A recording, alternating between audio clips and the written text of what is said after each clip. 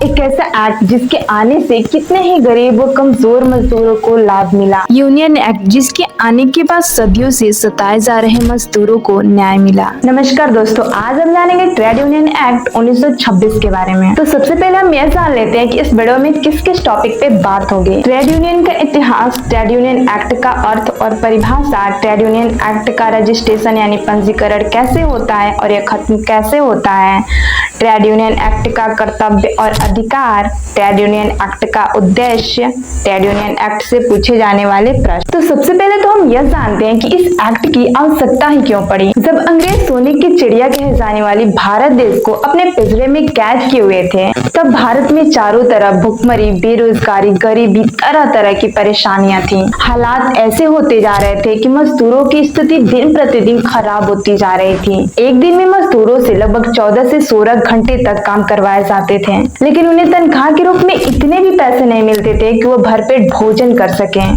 मजदूरों की स्थिति कितनी खराब होती थी, आप इसी बात से अंदाजा लगा सकते हैं कि वह जिस कारखाने में काम करते थे, अक्सर वहाँ पे सूर्य का प्रकाश भी नहीं जा पाता था, ना ही शुद्ध पानी और ना ही शुद्ध हवा ही मिलते थे, जिसके कारण अक्सर मजदूर बीमार पड़ जाते थे। कुछ समय बाद उनकी स्थिति इतनी खराब हो जाती थी कि वो मरने के कगार तक पहुंच जाते थे। धीरे धीरे इन मजदूरों को आभास होने लगा कि हम सभी को एकजुट होकर एक ऐसे व्यक्ति का चुनाव करना चाहिए जो हमारी हक की बातों को ऊंचे स्तर तक ले जा सके।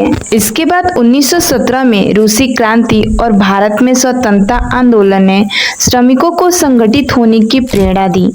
इसके बाद 1920 में Akhil Bharatiya trade union Congress AITUC का गठन हुआ, जिसमें राष्ट्रीय स्तर पर श्रमिकों के अधिकारों को उठाना शुरू किया गया, लेकिन इस ट्रेड यूनियन को सरकार द्वारा मान्यता प्राप्त नहीं था। अब जरूरत थी ऐसे ट्रेड यूनियन की जो सरकार द्वारा मान्यता प्राप्त हो और मजदूरों के हित में कानून बना सके। वह समय जल्द ही आ गया।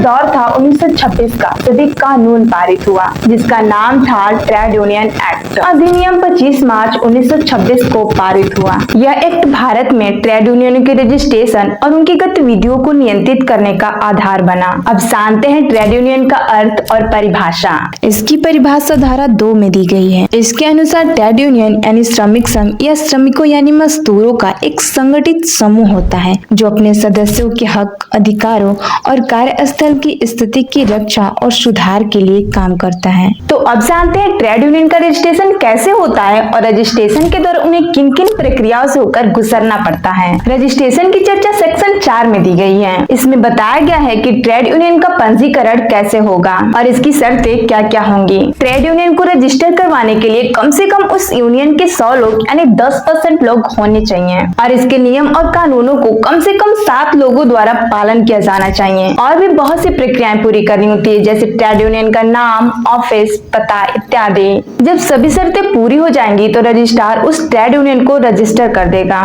लेकिन इस समय भी कुछ शर्त यह है, रजिस्ट्रेशन की तारीख तक उसके नियमों और कानूनों को कम से कम 7 लोगों द्वारा मानना ही चाहिए। साथ ही पंजीकरण के लिए किया गया आवेदन केवल इस कारण अवैध नहीं माना जाएगा कि आवेदन करने की तारीख के बाद उस यूनियन में से कुछ लोग बाहर निकल गए। और सारी प्रक्रियाएं पूरी होने के बाद भी अगर रजिस्ट्रार उस यूनियन को रजिस्टर नहीं करता है तो लेबर कोर्ट या ट्रिब्यूनल कोर्ट में अपील दायर करके यह पूछा जा सकता है कि ट्रेड यूनियन को क्यों नहीं रजिस्टर किया जा रहा है। अब हम जानते हैं कि अगर किसी कारणवश यूनियन को खत्म करना पड़े तो वह कैसे होगा। अक्सर ट्रेड यूनियन के सदस्यों के बीच आंतरिक विवाद या धन से संबंधित विवाद या यूनियन के लोगों पे सामाजिक या राजनीतिक दबाव पड़ने लगता है तो ट्रेड यूनियन को खत्म करने की नौबत आ जाती है। धारा 27 में यह बताया गया है कि किसी भी ट्रेड यूनियन को कैसे खत्म किया जाता है। किसी भी ट्रेड यूनियन को खत्म करने के लिए उसके 7 सदस्यों द्वारा सिग्नेचर कर रजिस्ट्रार को लिखित रूप में 14 दिन पहले देना होता है। इसके बाद अगर रजिस्ट्रार को लगेगा कि सारे डॉक्यूमेंट सही हैं और इस ट्रेड यूनियन को खत्म कर देना चाहिए तो वह यूनियन को खत्म करने की तारीख घोषित करके उस यूनियन को खत्म कर सकता है। और जो भी यूनियन में पैसा जमा होगा वह सभी पैसे यूनियन के सभी सदस्यों में बांट दिए जाएंगे। अब हम जानते हैं ट्रेड यूनियन के कर्तव्य यानी दायित्व के बारे में। यह ट्रेड यूनियन के कुछ प्रमुख दायित्व। पहला है पंजीकरण और नियमों का पालन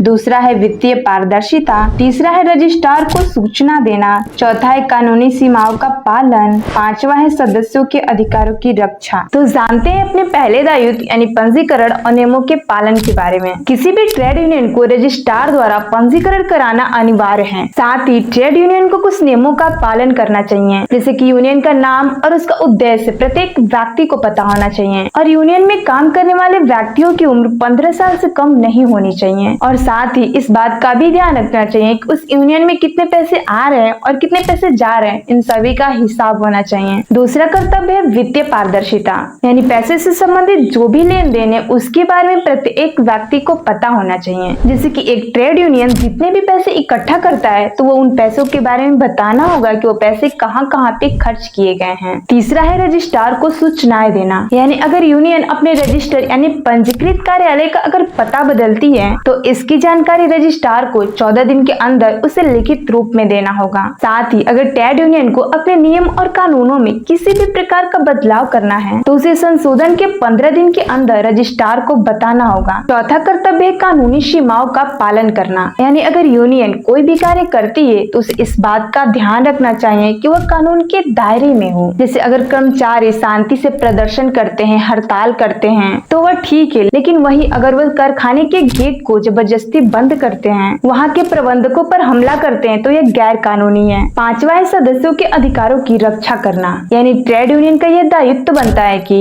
वह यूनियन के सदस्यों का कानूनी, आर्थिक और सामाजिक रूप से सहायता करे। अर्थात अगर कारखाने में मजदूर कम पैसे पे मजदूरी कर रहे हैं तो यूनियन कारखाने के प्रबंधक से बात करके उनका वेतन बढ़वा सकता है। अब हम जानते हैं ट्रेड यूनियन का अधिकार क्या क्या है। इसके मेन पॉइंट को हम एक डायग्राम की मदद से समझ सकते हैं। पहला है संवैधानिक अधिकार, दूसरा सामूहिक सौदेबाजी का अधिकार, तीसरा हड़ताल का अधिकार, चौथा पंजीकरण और कानूनी सुरक्षा का अधिकार, पांचवा प्रबंधन में भागीदारी का अधिकार, छठवां श्रमिक कल्याण और सुरक्षा का अधिकार। यह अधिकार संविधान के अनुच्छेद 19 के क्लॉज 1 के सब क्लॉज सी में दिए गए संघ बनाने के मौलिक अधिकार से जुड़ा हुआ है। यह अनुच्छेद भारत में रहने वाले प्रत्येक नागरिक को संघ या यूनियन बनाने का मौलिक अधिकार देता है। इसके अनुसार कर्मचारी स्वतंत्र रूप से यूनियन बना सकते हैं, उसमें शामिल हो सकते हैं या फिर उसे छोड़ सकते हैं। यह अधिकार सरकारी या प्राइवेट दोनों ही क्षेत्रों में काम करने वाले कर्मचारियों को प्राप्त है।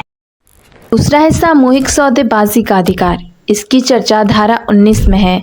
सामूहिक सौदेबाजी का साधारण सा अर्थ है कि ट्रेड यूनियन के सभी लोग किसी भी विषय पर बात करना हो तो एक साथ बैठकर बातें करें। जैसे यूनियन के सभी सदस्य एक साथ बैठकर रोजगार, वेतन या चल रहे कार्य के बारे में चर्चा कर सकते हैं।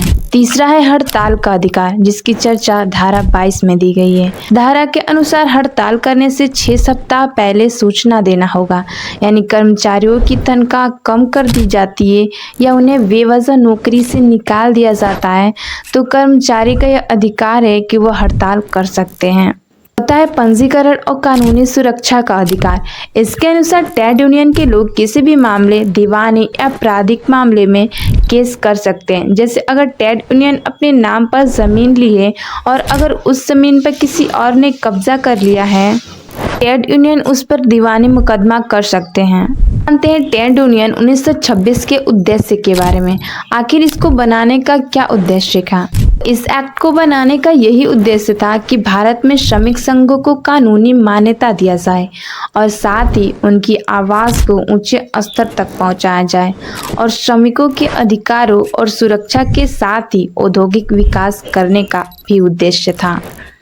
तो जानते हैं ट्रेड यूनियन एक्ट से कैसे कैसे प्रश्न पूछे जाते हैं। पहला प्रश्न, ट्रेड यूनियन क्या है और इसका उद्देश्य क्या है। दूसरा है ट्रेड यूनियन के लाभ और नुकसान क्या क्या है। तीसरा प्रश्न है ट्रेड यूनियन के कार्यों का विस्तृत विवरण दे, जैसे कि सामूहिक सौदेबाजी, श्रमिकों के अधिकार की रक्षा आदि। चौथा है ट्रेड यूनियन और सरकार के बीच संबंध कैसे हैं।